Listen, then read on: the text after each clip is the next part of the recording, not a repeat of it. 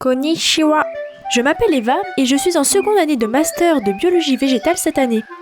Ce que j'adore par-dessus tout, ce sont les plantes.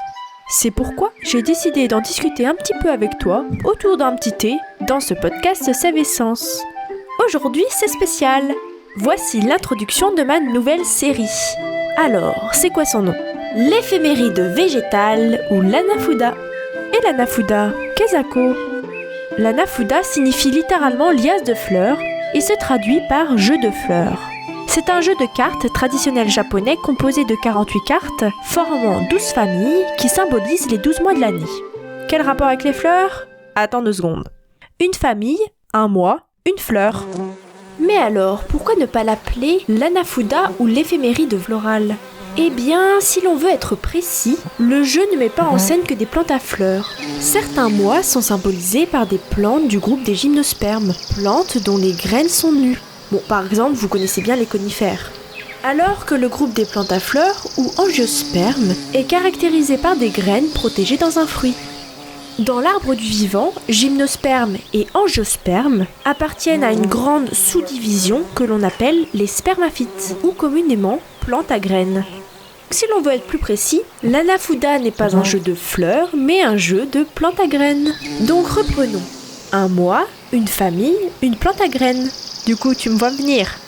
Et oui, pour cette année, je te propose une série éphéméride qui te présentera chaque mois la fleur ou la plante à graines de l'anafuda correspondante. Ne t'en fais pas, on ne parlera pas que du Japon. Je te dénicherai des histoires du monde entier.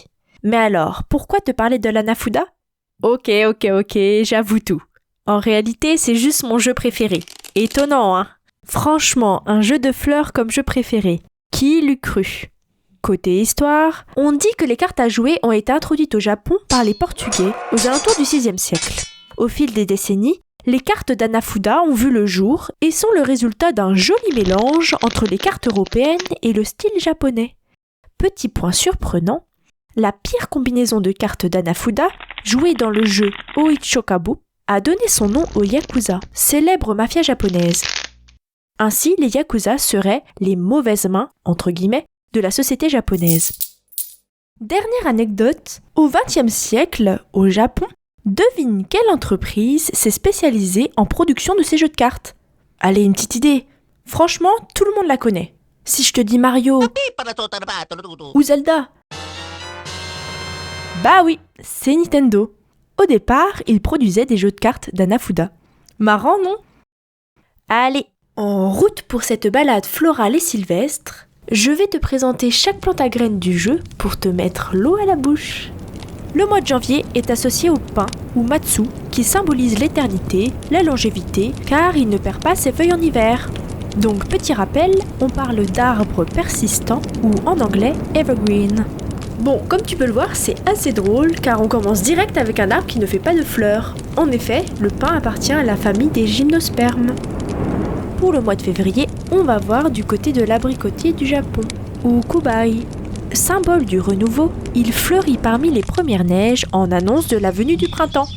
Pour mars, on rejoint le cerisier. Le voilà, le célèbre sakura. Symbole du Japon, il représente l'éphémère de la vie. C'est vrai que je te cache pas que pour celui-là, on va sûrement parler pas mal du Japon.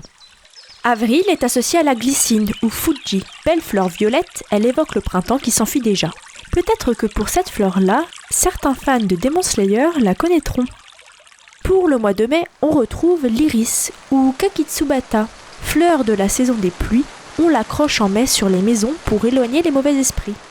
Pour le mois de juin, la pivoine est de sortie, ou botane, symbole de bonheur et de réussite. Bah tiens donc, c'est parfait pour les examens ça. On continue pour juillet avec le lespédèse ou agi, emblème de l'été japonais. Pour août, faisons la connaissance de la miscante ou suzuki.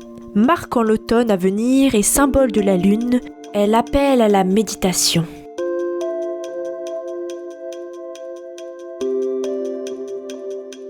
Septembre, pour la rentrée, on retrouve le chrysanthème ou kiku. Celle-ci est le symbole du soleil, de l'éternité ou de l'autorité impériale japonaise. Cette signification est très différente de celle européenne où le chrysanthème est plutôt associé aux morts.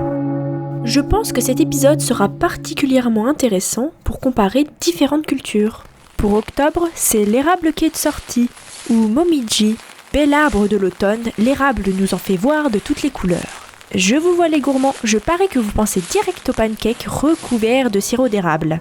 En novembre, on retrouve le saule ou yanagi. Associé à la sagesse, le saule est parfois bien triste avant l'hiver.